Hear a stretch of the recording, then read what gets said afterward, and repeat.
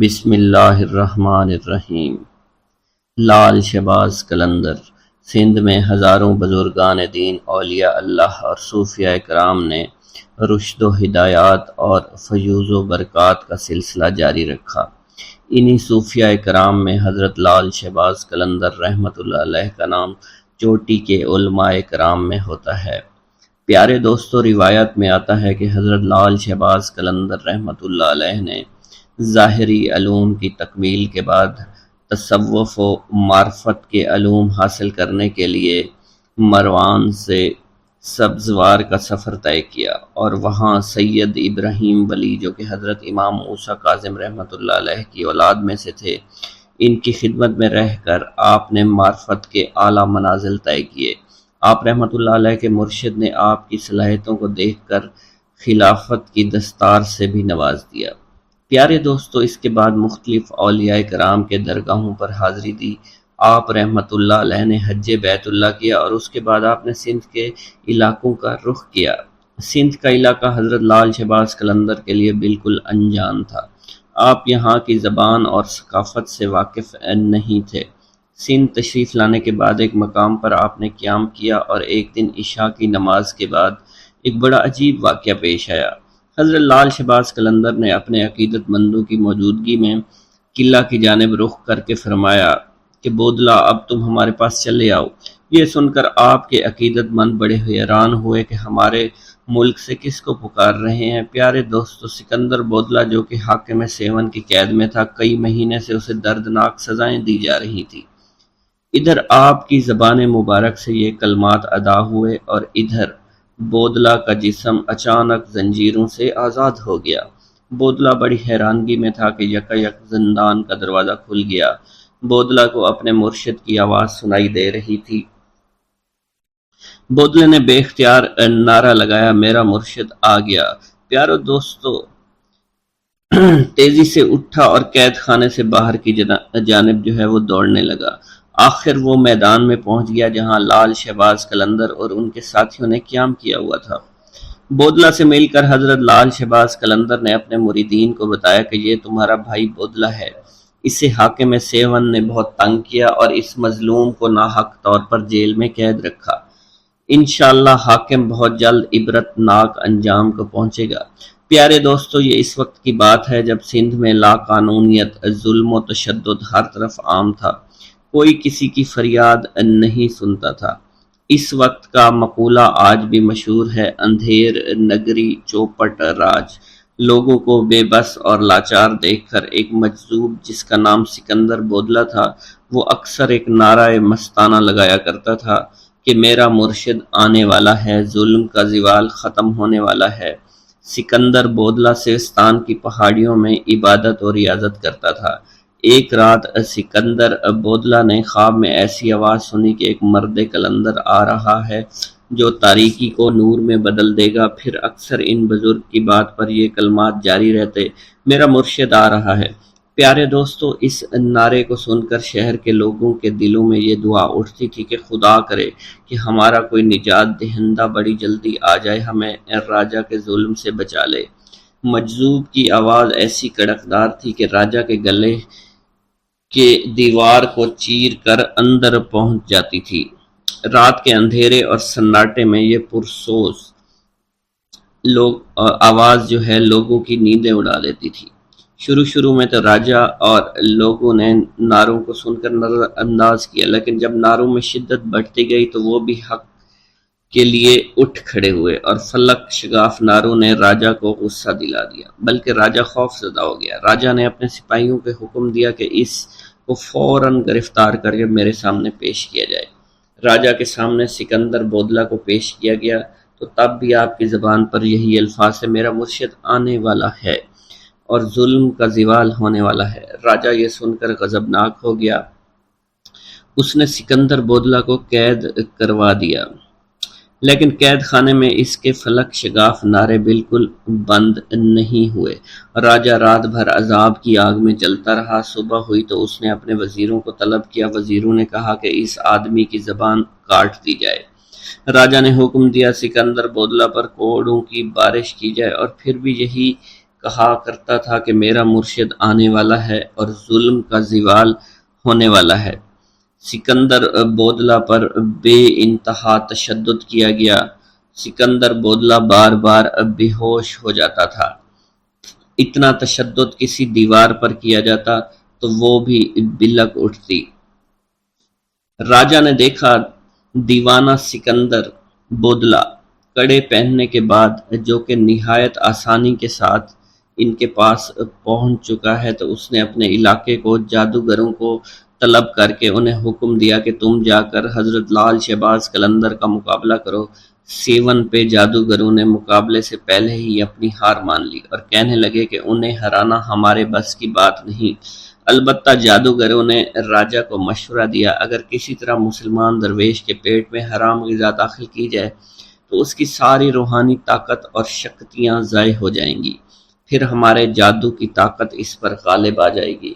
راجا نے ایک روز اس سے حرام جانور کا گوشت پکایا اور پکوان سجا کر مسلمان درویش حضرت لال شہباز قلندر کی خدمت میں بھجوا دیا۔ جب یہ پکوان حضرت لال شہباز کی خدمت میں پیش کیا گیا تو کھانا دیکھتے ہی قلندر رحمت اللہ علیہ کا چہرہ بالکل بدل گیا۔ آپ نے حکم دیا اس پکوان کو اٹھا دیا جائے اور آپ رحمت اللہ علیہ فرمانے لگے ہمارا خیال تھا کہ وہ کافر راجہ اتنی نشانیاں دیکھنے کے بعد ایمان لے آئے گا، مگر جس کی تقدیر میں ہلاکت بربادی لکھی جا چکی ہو اسے اللہ کے سوا کوئی نہیں ٹال سکتا۔ آپ کے اس عمل سے لرزہ طاری ہو گیا اور پھر دوسرے ہی لمحے زمین لرزنے لگی۔ 7 شدید زلزلے کی لپیٹ میں آ گیا۔ زمین نے 2-3 کروٹیں لی اور طاقت اور اقتدار کا سارا کھیل اچانک ہی ختم ہو گیا۔ ادھر لال شہباز قلندر کے سامنے کھانے کا خوان الٹا پڑا تھا، ادھر حاکم 7 کے قلعے کی بنیادیں الٹ چکی تھی۔ پیارے دوستو، اسی طرح ایک اور روایت میں آتا ہے کہ ایک مجذوب حضرت لال شہباز قلندر کا دیوانہ تھا۔ اس کو ساری دنیا میں حضرت لال شہباز قلندر سے زیادہ کوئی بھی پیار نہیں کرتا تھا۔ بادشاہ اس وقت اس بات سے جلتا تھا کہ میرے خلافت حضرت لال شہباز قلندر کے حق میں نعرے لگانے والا یہ کون ہے۔ اس نے اسے آدمی کو اپنے پاس بلوایا اور اسے حکم دیا کہ کیا تم ہی نعرے لگاتے پھرتے ہو؟ راجہ چوپٹ کو اس مجذوب نے جواب دیا، ہاں میں ہی نعرے لگاتا ہوں، میرا مرشد لال شہباز قلندر ہے۔ یہ کہہ کر اس مجذوب آدمی نے دوبارہ دیوانہ وار اونچی اونچی آواز میں نعرے لگانا شروع کر دیا۔ راجہ چوپٹ نے پوچھا تمہارا نام کیا ہے؟ اس نے کہا میرا نام سکندر بودلہ ہے۔ تو راجہ چوپٹ نے کہا کہ قلندر کے حق میں نعرے لگانا بند کرو۔ یہ سن کر بودلہ بہار کی آواز میں مزید شدت آ گئی اور اس راجہ کی بد دماغی اپنے عروج کو پہنچ چکی تھی۔ اس نے حکم دیا کہ مجھ سے بغاوت کرنے کے جرم میں اس آدمی کو ذبح کر کے پکایا جائے اور سب لوگ اس کا گوشت کھائیں۔ بادشاہ کا حکم ملتے ہی اس کے سپاہیوں نے سکندر کو جلا کر قتل کر دیا اور ایک بڑے دیگچے میں ان کا گوشت پکایا گیا اور سب لوگوں نے وہ گوشت کھا لیا۔ پیارے دوستو، ادھر لال شہباز قلندر رحمت اللہ علیہ دیوانہ وار دھمال ڈال رہے تھے۔ حضرت لال شہباز قلندر معمول کے مطابق بودلہ بہار پکار رہے تھے۔ انہوں نے جیسے ان کلمات کو پکارا تو مختلف روایات میں آتا ہے کہ جن جن لوگوں نے حضرت بودلہ کا گوشت کھایا تھا ان پر عجیب و غریب قہر طاری ہو گیا تھا۔ جو بوٹیاں وہ کھا چکے تھے ان کے منہ اور میدوں سے نکل کر لال شہباز قلندر کے پاس آ گئیں۔ ساری بوٹیاں جمع ہونا شروع ہو گئیں۔ جب بوٹیوں کے تمام اعضاء جمع ہو گئے تو ان اعضاء نے ایک جسم کی شکل اختیار کر لی اور اس جسم نے بھی دھمال ڈالنا شروع کر دی۔ تھوڑی دیر کے بعد وہ جسم دوبارہ ٹکڑے ٹکڑے ہو گیا۔ پیارے دوستو، یہ منظر دیکھ کر راجہ گھبرا گیا تو لال شہباز قلندر نے چوپٹ راجہ سے پوچھا تو نے میرے مرید کو شہید کیوں کیا؟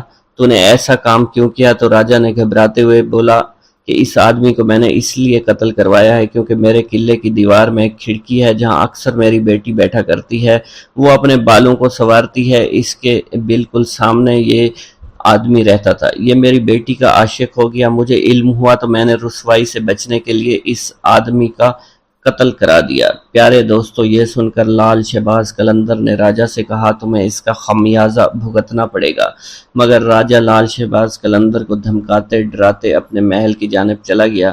پھر لال شہباز قلندر نے اپنے مرید کی یاد میں بے تحاشا روئے۔ آپ نے راجہ چوپٹ کو بد دعا دی، جس سے راجہ کا کلٹ ہمیشہ کے لیے الٹ گیا۔ حضرت لال شہباز قلندر کا ملتان میں قیام۔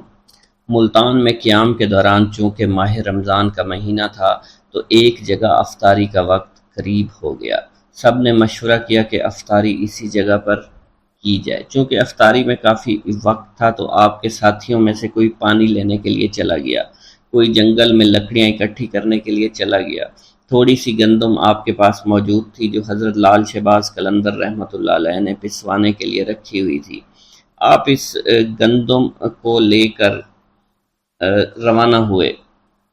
اس دور میں روایت کے مطابق یہ تھا کہ گھریلو عورتیں معاوضہ لینے کے بدلے میں گھر کی چکی میں گندم پیس دیا کرتی تھی۔ حضرت لال شہباز قلندر اس مقصد کے تحت ایک گھر کے قریب پہنچے جہاں پر آپ نے دیکھا ایک عورت اپنے گھر میں گندم پیس رہی تھی۔ اس عورت نے جب لال شہباز قلندر کو دیکھا تو وہ آپ کے حسن و جمال پر مائل ہو گئی، آپ پر دیوانہ وار عاشق ہو گئی۔ حالانکہ وہ عورت شادی شدہ تھی مگر پھر بھی اس کی نیت میں فطور آ گیا۔ وہ وہاں سے اٹھی، دروازے پر آ کر آپ سے پوچھنے لگی، آپ کس مقصد کے تحت میرے دروازے پر کھڑے ہیں؟ آپ نے اپنی گندم اس عورت کے حوالے کر دی اور کہنے لگے کہ میں آپ سے یہ گندم پسوانا چاہتا ہوں۔ وہ عورت گندم لے کر اپنے صحن میں واپس آ گئی اور گندم پیسنے لگی، لیکن اس عورت کی نیت بہت خراب تھی۔ اس نے گندم پیستے وقت لال شہباز قلندر کی طرف دیکھنا شروع کیا اور مسکرا کر بار بار آپ کی طرف متوجہ ہونے لگی۔ پیارے دوستو، یہ دیکھ کر حضرت لال شہباز قلندر نے عورت کی طرف کوئی توجہ نہیں دی اور سر جھکا کر آپ کے اللہ تعالیٰ کے ذکر میں مشغول ہو گئے۔ عورت بدستور للچائی نظروں سے آپ کی جانب دیکھتی رہی۔ اس کے ضبط کا بندھن اب ٹوٹ چکا تھا۔ لال شہباز قلندر عورت کی اس بری نیت کو دیکھ کر اٹھے، گندم وہیں چھوڑ کر گھر سے باہر جانے لگے۔ وہ عورت چونکہ بدکار تھی فوراً ہی سمجھ گئی کہ یہ درویش اب ہاتھ سے نکلنے والا ہے، چنانچہ اس نے آگے بڑھ کر آپ کا دامن پکڑ لیا اور زبردستی کرتے ہوئے آپ سے کہنے لگی، اگر آپ نے میری بات نہ مانی تو میں شور مچا دوں گی اور الزام لگا دوں گی۔ حضرت لال شہباز قلندر رحمۃ اللہ علیہ نے اس عورت کو سمجھاتے ہوئے کہا کہ تم ایک شادی شدہ عورت ہو، تمہارے لیے اپنے شوہر کے علاوہ کسی غیر مرد کی طرف بری نگاہ سے دیکھنا بھی بالکل حرام ہے۔ میں اس وقت روزے سے ہوں، مجھے تنگ نہ کرو، مجھے گناہ کی طرف رغبت مت دلاؤ۔ پیارے دوستو، آپ اس عزم کے ساتھ اس عورت سے بات کر رہے تھے اور اسے گناہ سے بچنے کی تلقین فرما رہے تھے، لیکن اس عورت پر شیطان پوری طرح سے غالب تھا، ہوس میں بالکل اندھی ہو چکی تھی۔ اس نے جب دیکھا کہ آپ کسی طرح اس کے قابو میں نہیں آ رہے تو اس نے غصے میں آ کر چور چور کا شور مچانا شروع کر دیا۔ پیارے دوستو، عورت کا شور سن کر ارد گرد کے گھروں سے لوگ دوڑتے چلے آئے، مجمع لگ گیا، سب لوگ اس سے پوچھنے لگے، بی بی کیا ہوا؟ عورت نے انہیں سارا واقعہ بیان کر دیا، چنانچہ لوگ دونوں کو لے کر شہر کے قاضی کے پاس پہنچ گئے۔ وہاں قاضی نے عورت سے ساری صورتحال پوچھی تو عورت نے وہی بات بتائی جو اس نے اپنے محلے داروں کو بتائی تھی۔ قاضی حضرت لال شہباز قلندر کی طرف متوجہ ہوا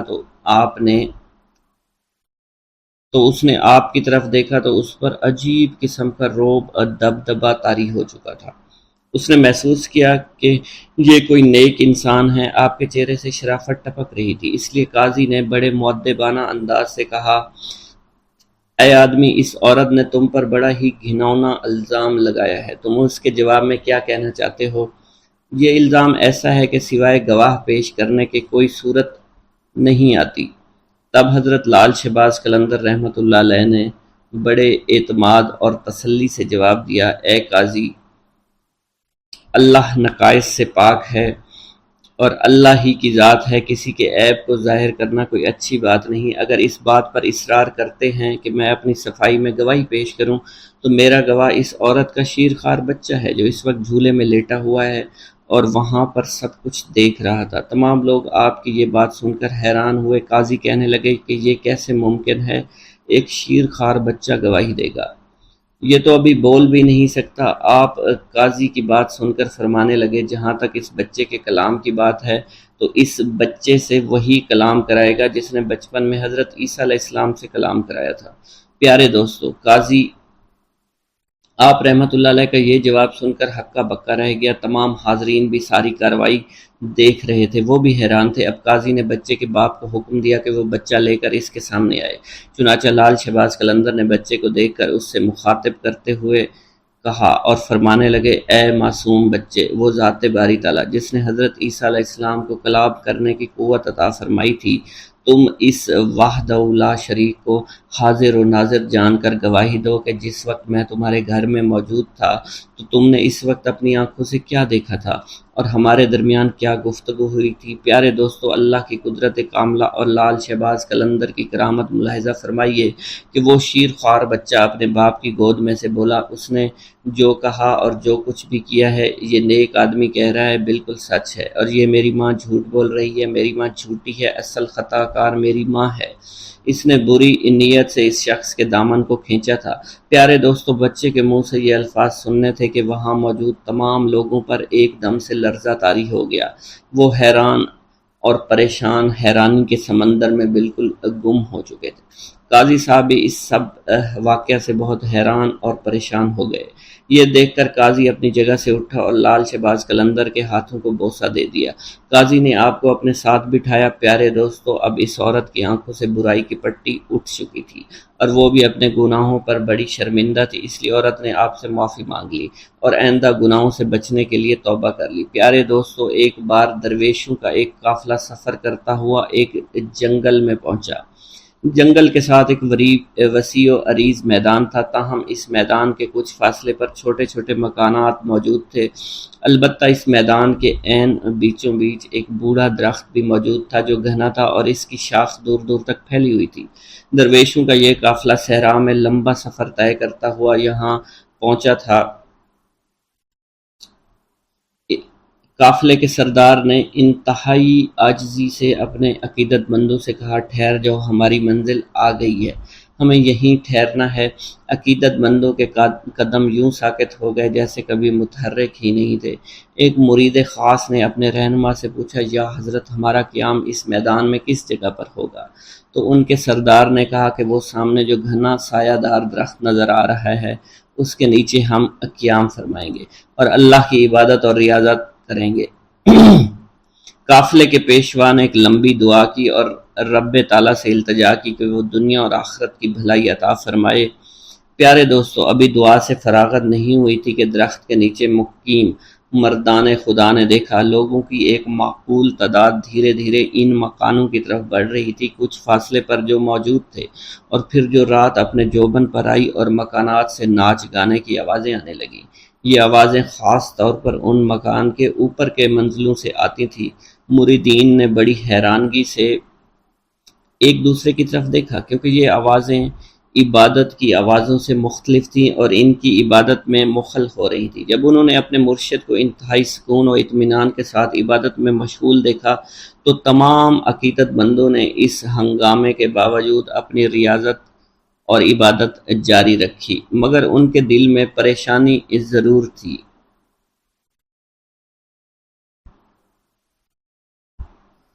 آدھی رات کے بعد سب آہستہ آہستہ واپس جانے لگے، شور شرابہ تھم گیا، ناچ گانے کی آوازیں دم توڑ گئیں۔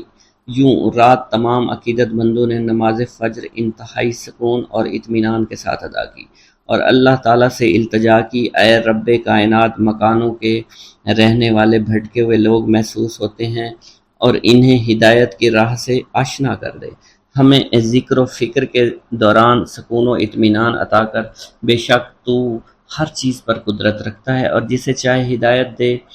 فیض یاب کرنا تیرا ہی کام ہے اور تیری مرضی اور تیری منشا کے بغیر کسی کو ہدایت مل ہی نہیں سکتی۔ پیارے دوستو، جب سورج نے اپنی حرارت سے زمین کو گرمانا شروع کیا تو ان مکانوں کے مکین باہر نکلنا شروع ہوئے۔ تو مردان درویش میں سے 2 آدمی ان کے پاس گئے تاکہ پتہ کر سکیں کون لوگ ہیں، ان کا تعلق کس مذہب سے ہے، ان کا معاش کیا ہے۔ معلوم ہوا کہ وہاں پر زیادہ تر ہندوؤں کی تعداد تھی، جن میں کثیر تعداد بازاری عورتوں کی تھی جن کا ذریعہ معاش ناچ گانا بدکاری تھا۔ وہاں رات ہوتے ہی ادھر ادھر کے عیاش پسند لوگ آ جاتے، گناہوں بدکاریوں کا بازار گرم کرتے اور صبح تک جیبیں خالی کر کے گھروں کو لوٹ جاتے، اور یہ صورتحال کئی سالوں سے جاری تھی۔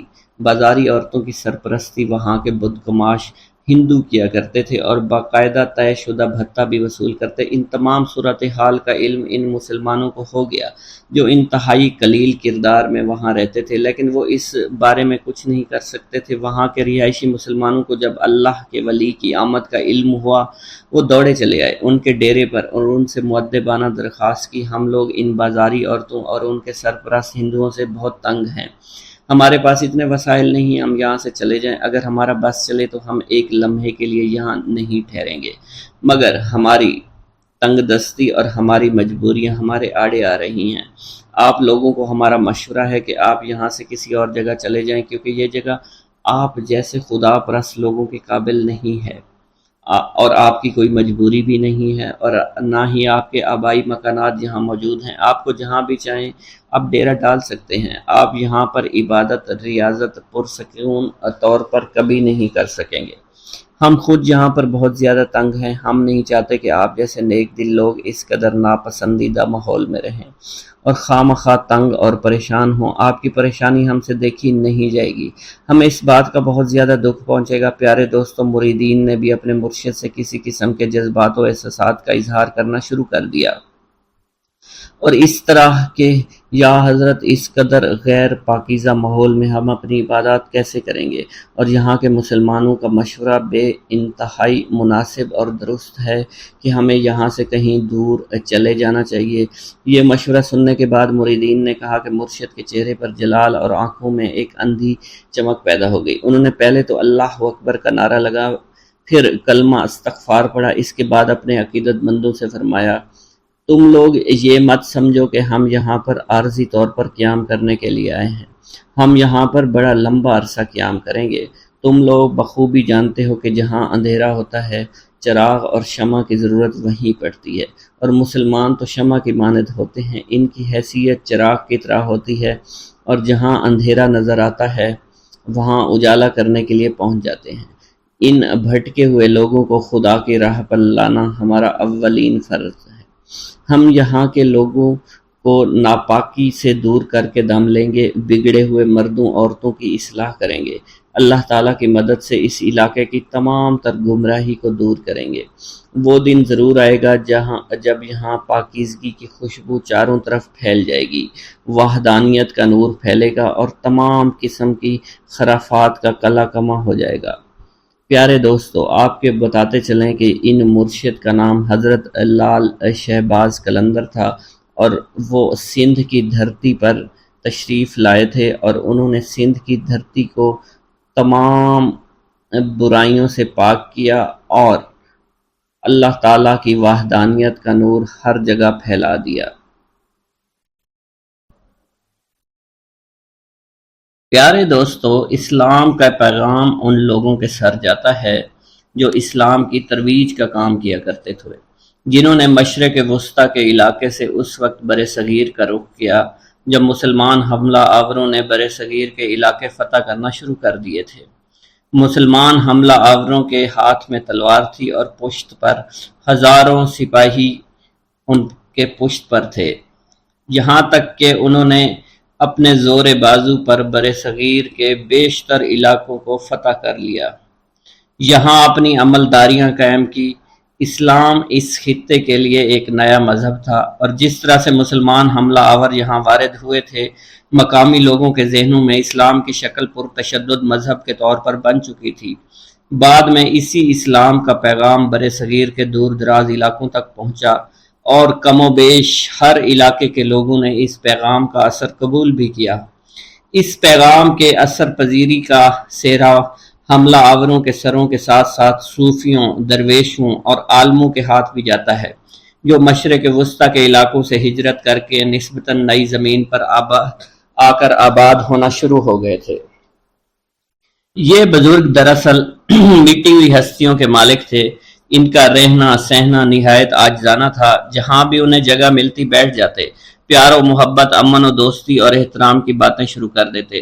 مقامی لوگوں نے ان بزرگوں کی ذات میں ایک خاص قسم کی کشش محسوس کی اور دھیرے دھیرے ان کے پاس جمع ہوتے چلے گئے۔ یہ زیادہ تر ایسے لوگ تھے جو برسوں سے نظر انداز ہوتے چلے آ رہے تھے، کبھی دھرم کی بنیاد پر، کبھی ذات پات کی بنیاد پر، کبھی قبیلے کی بنیاد پر۔ ان دھتکارے ہوئے لوگوں نے جب اپنے لیے پیار، محبت، امن، دوستی، احترام کے الفاظ سنے تو انہیں یہ بے حد میٹھے لگے۔ ان کے کان ہزاروں سالوں سے یہ بول سننے کو بےتاب تھے۔ بس پھر کیا تھا، ان بزرگوں کے آشیانے آباد ہوتے چلے گئے اور یوں اسلام کے پیغام نے برِ صغیر کی زمین میں جڑیں پکڑنا شروع کر دی۔ انہی ہستیوں میں ایک بزرگ سید عثمان مروندی بھی تھے، جن کا اصل نام سید عثمان تھا اور دنیا انہیں لال شہباز قلندر کے نام سے جانتی ہے۔ وہ مشرق وسطیٰ کے علاقے مروند میں پیدا ہوئے۔ یہ موجودہ افغانستان کے علاقے قندھار کا قریبی علاقہ تھا، مگر آج کل پیارے دوستو یہ آذربائیجان میں شامل ہے۔ ان کے آباء و اجداد عراق سے ہجرت کر کے افغانستان میں آباد ہو گئے تھے۔ سید عثمان نے 7 سال کی عمر میں قرآن پاک حفظ کر لیا۔ جب ان کا میلان طریقت و معرفت کی طرف ہوا تو انہوں نے مروان سے مختلف علاقوں کا سفر شروع کیا۔ انہوں نے حجاز، عراق، ایران، افغانستان، ہند، مکران، ملتان اور جونا گڑھ کے سفر بھی اختیار کیے۔ بالآخر حضرت بو علی شاہ قلندر کے کہنے پر سندھ میں سکونت اختیار کی۔ 1274 عیسوی میں اپنی وفات تک سیون شریف میں ہی مقیم رہے۔ حضرت لال شہباز قلندر ایک بہترین شاعر، الحاد دان اور فلسفی بھی تھے۔ آپ کو عربی، فارسی، پشتو، پنجابی، ترکی، سندھی، ہندی اور سنسکرت سمیت کئی زبانوں پر عبور حاصل تھا۔ آپ کا شجرہ نسب حضرت امام جعفر صادق رحمۃ اللہ علیہ سے جا ملتا ہے۔ ہندو لال شہباز قلندر کو جھولے لال بھی کہتے ہیں۔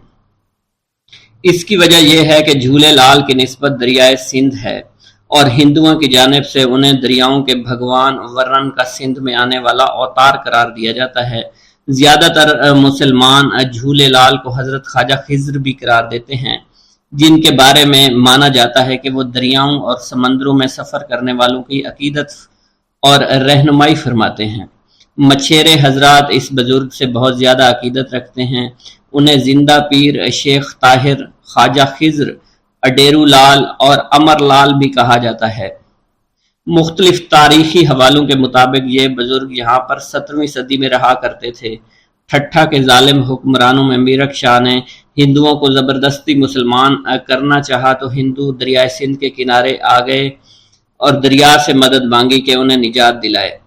نتیجتاً دریا میں ایک صورت پیدا ہوئی جس نے بتایا کہ نصر پور میں ایک عمر رسیدہ جوڑے کے ہاں ایک بیٹا پیدا ہوگا جو آ کر ان کی مدد کرے گا۔ اس بچے کا نام اڈیرو لال رکھا گیا۔ انہیں جھولے لال بھی کہا جانے لگا کیونکہ مانا جاتا ہے کہ ان کا جھولا خود بخود ہلتا تھا۔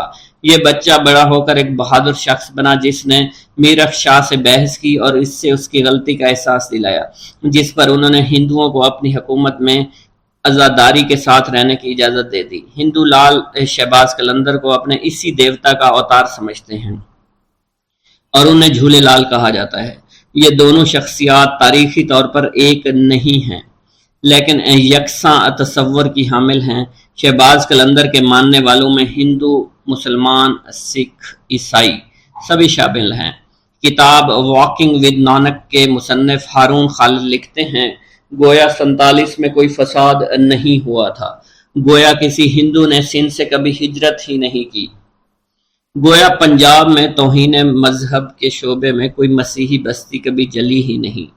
قلندر کا دالان اس دنیا کے پناہ گاہ میں جو کبھی اس دالان سے پھیلی ہوتی تھی اور رفتہ رفتہ معدوم ہوتی چلی گئی۔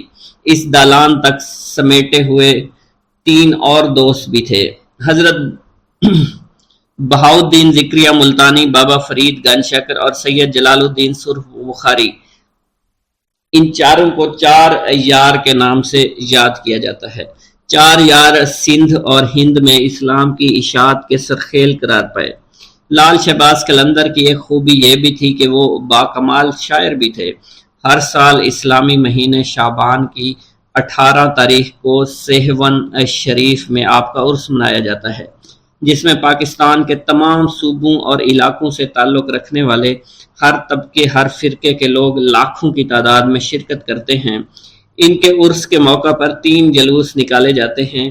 ایک کی قیادت مقامی سید گھرانے سے تعلق رکھنے والا ایک عقیدت مند کرتا ہے، جبکہ 2 جلوس ہندوؤں کی قیادت میں نکلتے ہیں اور مزار کا ایک مجاور ہندو بھی ہے۔ حضرت لال شہباز قلندر رحمۃ اللہ علیہ کے کچھ حالات و واقعات کی تفصیل جاننے کی کوشش کرتے ہیں۔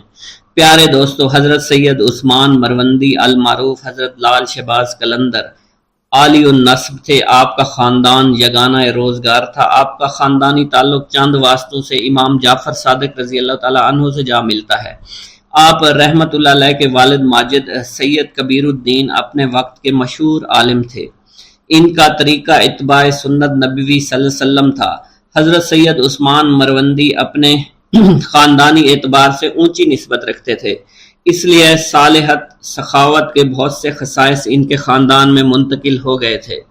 ایک روایت کے مطابق آپ کے والد کا نام سید ابراہیم بن کبیر الدین ہے، جن کی ولادت جمادی الثانی میں مروان میں ہوئی۔ وہیں آپ رحمت اللہ علیہ نے زندگی کا بیشتر حصہ گزارا۔ سید ابراہیم کبیر الدین کا نسبی تعلق جو کہ سادات خاندان سے تھا، اس لیے لوگ ان کی بے پناہ عزت اور بے پناہ احترام کیا کرتے تھے۔ آپ کی طبیعت میں یاد الہی کے جذبات بے حد نمایاں تھے۔ جوانی کی ابتدائی ایام میں آپ کی سوچ پر یہ امر غالب تھا کہ شادی کیے بغیر زندگی کو راہ حق کی طرف لگا دیا جائے، اس لیے کہا جاتا ہے کہ آپ شادی سے گریزاں تھے۔ پیارے دوستو، سید عثمان مروندی المعروف حضرت لال شہباز قلندر کی والدہ حاکم مروان سید سلطان شاہ کی دختر تھیں۔ آپ بڑی نیک اور عبادت گزار خاتون تھی۔ طبیعت میں درویشی اور قناعت پسندی تھی۔ ایک روایت یوں بھی ملتی ہے کہ آپ کی والدہ پردہ شب کی تاریکی میں بیٹھ کر رویا کرتی تھی، فرماتی تھی کہ اللہ کے خوف سے رونے والا دوزخ میں کبھی نہیں جائے گا۔ ان کی ذات خشیت الہی کا سرچشمہ تھی۔ رات کا اکثر حصہ عبادت میں گزارتی تھی۔ اس ماں کی گود کا لال جب جذب و جلال کا جوہر بن کر سہون پہنچا تو اس کی تابناکی کئی نگاہوں کو خیرہ کر رہی تھی۔ سلطان شاہ حاکم مروند کی یہ صاحبزادی اپنے شوہر سید کبیر کے جذب متصرف کی تاثیر سے اپنے وقت کی زاہدہ اور عابدہ خاتون کہلائیں۔ کہا جاتا ہے کہ آپ کی والدہ کا وصال مروان میں ہوا اور وہیں آپ رحمت اللہ علیہ کو دفنایا گیا۔ پیارے دوستوں، منقول ہے لال شہباز قلندر کے والد سید ابراہیم کبیر الدین رحمت اللہ علیہ بعض اوقات مقدس مقامات کی زیارت کے لیے سفر اختیار کیا کرتے تھے۔ ایک دفعہ کا ذکر ہے، حضرت سید ابراہیم کبیر الدین رحمت اللہ علیہ سید الشہداء امام حسین رضی اللہ تعالیٰ عنہ کی زیارت کے لیے کربلا معلیٰ گئے تو آپ کو ان کی طرف سے سلام کا جواب عنایت ہوا اور آپ کو وہ جگہ دکھائی گئیں جہاں شہداء کربلا مدفون تھے۔ اس وقت جو زیارت کرنے لوگ آتے تھے وہ آپ سے ہی وہی جگہ معلوم کرنے کے لیے وہاں ان شہداء کے لیے فاتحہ پڑھتے تھے۔ ایک دن حضرت امام حسین رضی اللہ تعالیٰ عنہ سے آپ کو یہ بشارت ہوئی کہ ہم آپ کو وہ باز دیتے ہیں جو ہمیں اپنے نانا حضرت محمد مصطفیٰ صلی اللہ علیہ وسلم نے بطور انعام عطا کیا تھا۔ بعد میں آپ رحمت اللہ علیہ کے قلندر لال شہباز کی صورت میں ایک عالی مرتبت فرزند عطا ہوا۔ پیارے دوستو، تاریخ سندھ میں لکھا ہے، ایک رات خواب میں حضرت لال شہباز قلندر کی روح پاک نے اپنے والد محترم سے کہا کہ آپ شادی کریں، آپ سے میرا ظہور ہوگا۔ آپ کے والد نے جواب دیا، جنت سے باہر آنا افضل ہے۔ اس پر لال شہباز قلندر نے جواب دیا، ہاں، دنیا میں ظہور ہونا احسن ہے۔ پیارے دوستو، جب حضرت سید ابراہیم کبیر الدین کو یہ اشارہ ملا تو آپ رحمت اللہ علیہ نے نکاح کرنے کی خواہش کا اظہار کیا۔ ان دنوں مروند کا حاکم سید سلطان شاہ تھا، اس کی بیٹی نیک خاتون تھی۔ اس نے بیٹی سید ابراہیم کبیر الدین کے نکاح میں دے دی۔ شادی کے موقع پر شہر میں بہت خوشی منائی گئی۔ ازدواجی زندگی میں منسلک ہونے کے بعد زندگی کا بیشتر حصہ آپ نے اپنے آبائی وطن میں گزارا۔ پیارے دوستو، کہا جاتا ہے ابراہیم کبیر الدین کی زندگی کے شب و روز مروند میں گزر رہے تھے۔ آخر ایک وقت آیا کہ زوجہ محترمہ کا انتقال ہو گیا۔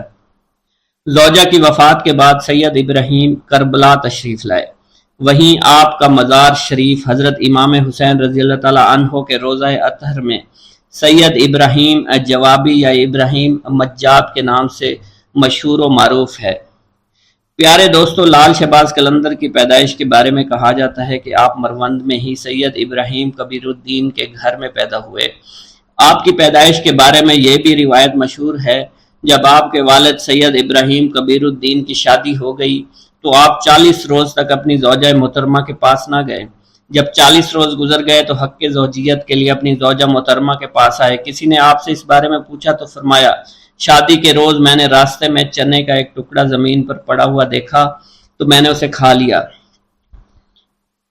جس کا نتیجہ یہ ہوا کہ 40 روز تک اس ٹکڑے کا اثر میرے بدن میں رہا۔ جب کہ وہ اثر ختم ہوا تو میں نے اپنے گھر کی راہ لی۔ اس قدر نیک اور پاک باز ہستی کی پشت مبارک سے حضرت لال شہباز قلندر رحمۃ اللہ علیہ اپنی والدہ محترمہ کی جانب منتقل ہوئے۔ پھر وہ مبارک گھڑی آ گئی جب آپ کی ولادت باسعادت ہوئی۔ آپ رحمۃ اللہ علیہ کے والد محترم سید ابراہیم کبیر الدین آپ کی ولادت پر بہت خوش ہوئے۔ حضرت لال شہباز قلندر کی سن ولادت کے بارے میں مختلف اختلاف پایا جاتا ہے۔ لب تاریخ کے سندھ کے مؤلف نے سال 583 ہجری تحریر کیا ہے۔ تذکرہ صوفیہ سندھ نے ولادت باسعادت 1177 عیسوی نقل کیا ہے۔ پیارے دوستو، حضرت رابعہ بصری رحمۃ اللہ علیہ کے زہد و تقوی اور علم و معرفت کی شہرت دور دور تک پھیلی ہوئی تھی۔ لوگ دور سے آپ کی خدمت میں کسب فیض کے لیے حاضر ہوا کرتے تھے۔ ایسی ہی باکمال ہستی کے بارے میں راوی بیان کرتے ہیں کہ لال شہباز قلندر جب اپنی والدہ ماجدہ کے بطن میں تھے تو ایک رات خواب میں رابعہ بصری رحمۃ اللہ علیہ کا دیدار حاصل ہوا۔ انہوں نے آپ کی والدہ ماجدہ سے فرما کر کہا، اے بیٹی، میں تمہیں یہ بشارت سنانے کے لیے آئی ہوں کہ تمہارا یہ ہونے والا بیٹا اللہ کا محبوب اور رب تعالیٰ کی مخلوق کا برگزیدہ اور شہرت یافتہ قلندر ہوگا۔ اللہ تعالیٰ اس کے وسیلے سے اپنے بہت سے گناہ گار بندوں کی توبہ کی توفیق عطا فرمائے گا۔ چنانچہ اے میری بیٹی، جب اس کی ولادت ہو جائے تو اس کے کانوں میں بلند آواز سے کلمہ طیبہ لا الہ الا اللہ محمد الرسول اللہ کی آواز پہنچا دینا اور اپنے جلیل القدر بیٹے سے میرا سلام کہہ دینا۔ چنانچہ حضرت لال شہباز قلندر کی ولادت ہوئی تو آپ کی والدہ ماجدہ نے حضرت رابعہ بصری کے فرمان کے مطابق عمل کیا اور اس بات کو اپنے دل میں راسخ کر لیا کہ میرا بیٹا اللہ کا برگزیدہ اور مقبول بندہ ہے۔ پیارے دوستو، جب حضرت لال شہباز قلندر کی ولادت ہوئی تو آپ کے والد محترم نے آپ کا نام سید عثمان رکھا، کیونکہ ایک روایت میں آتا ہے کہ آپ کے والد ماجد سید ابراہیم کبیر الدین رحمۃ اللہ علیہ کو حضرت سید عثمان غنی رضی اللہ تعالیٰ عنہ سے والہانہ محبت تھی۔ اسی مناسبت سے آپ نے اپنے بیٹے کا نام سید عثمان رکھا۔ ایک روایت یہ بھی ہے کہ آپ کا نام شاہ حسین رکھا گیا۔ پیارے دوستو، آپ کے والد محترم سید ابراہیم کبیر الدین رحمۃ اللہ علیہ کی جب شادی ہوئی تو ایک مدت کے بعد ایک دن آپ نے خواب میں دیکھا حضرت علی کا دیدار حاصل ہوا۔ آپ نے عرض کیا، یا امیر المومنین، اللہ تعالیٰ کی بارگاہ اقدس میں میرے حق میں دعا فرمائیں کہ وہ مجھے نیک اور صالح فرزند سے نوازے۔ اس پر حضرت علی نے ارشاد فرمایا، اللہ تعالیٰ تم کو ایک فرزند صالح نوازے گا، لیکن میری اس بات کو یاد رکھنا، جب اس کی ولادت ہو تو اس کا نام عثمان رکھنا۔ جب اس کی عمر 384 دن ہو جائے تو اس کو لے کر مدینہ منورہ میں حاضری دے دینا۔ حضور نبی کریم صلی اللہ علیہ وسلم کو سلام کرنے کے بعد عثمان غنی کے مزار پر حاضر ہونا اور ان کو سلام کرنا۔ چنانچہ کہا جاتا ہے حضرت لال شہباز قلندر کے والد نے ایسا ہی کیا تھا۔ آپ رحمت اللہ علیہ نے اپنی حیات میں لال لباس زیادہ تر زیب تن فرمایا، اسی بنا پر لوگوں نے آپ کو لال کہنا شروع کر دیا۔ آپ کو لال کے نام سے لوگ جاننے لگے۔ لوگ آپ کے لال لباس سے بہت محبت کیا کرتے تھے۔ آپ کے لال لباس پہننے کی وجہ یہ بھی تھی کہ امام حسین اکثر لال لباس پہنا کرتے تھے۔ ایک بار حضور نبی کریم صلی اللہ علیہ وسلم نے آپ کو لال لباس میں دیکھ کر تبسم فرمایا اور فرمایا، اے حسین رضی اللہ تعالی عنہ، آپ پر لال لباس بہت اچھا لگتا ہے۔ سبحان اللہ، آپ رضی اللہ تعالی عنہ اس لال لباس میں بہت خوبصورت نظر آتے ہیں۔ اسی بنا پر حضرت لال شہباز قلندر نے لال کلر کو پسند فرمایا۔ باحوالہ پرواز قلندر۔ پیارے دوستو، بعض روایات کے مطابق لال ایک قیمتی پتھر ہوتا ہے جس کی رحمت آنکھوں کو خیرہ کر دیتی ہے۔ آپ رحمت اللہ علیہ کا یہ لقب اس لیے پڑا کہ آپ کا چہرہ مبارک لال کی طرح چمکتا رہتا تھا۔ پیارے دوستو، شہباز کے لغوی معنی کچھ اس طرح سے ہیں۔ شہر کے شہباز کے معنی سردار اور باز کے معنی ہیں اڑنا، تو اس کا مخفف یہ ہوا اڑنے والوں کے سردار شہباز کا لقب بہت زیادہ شہرت یافتہ ہے۔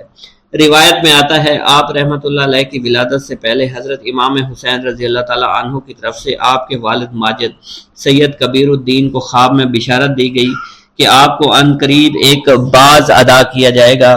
چنانچہ جب حضرت سید عثمان کی ولادت ہوئی تو آپ کو شہباز کے لقب سے یاد کیا جانے لگا۔ تذکرہ النساء کی روایت کے مطابق جب آپ کو اپنے مرشد پاک سے خلافت کا اعزاز حاصل ہوا تو آپ کے شہباز کے لقب بھی مرحمت ہوا۔ اس کے علاوہ آپ رحمۃ اللہ علیہ کو قلندر، سیف السان، شمس الدین اور مخدوم کے لقب سے بھی جانا جاتا ہے۔ پیارے دوستو، آپ کا شجرہ نسب چند واسطوں سے حضرت امام جعفر صادق سے جا کر ملتا ہے۔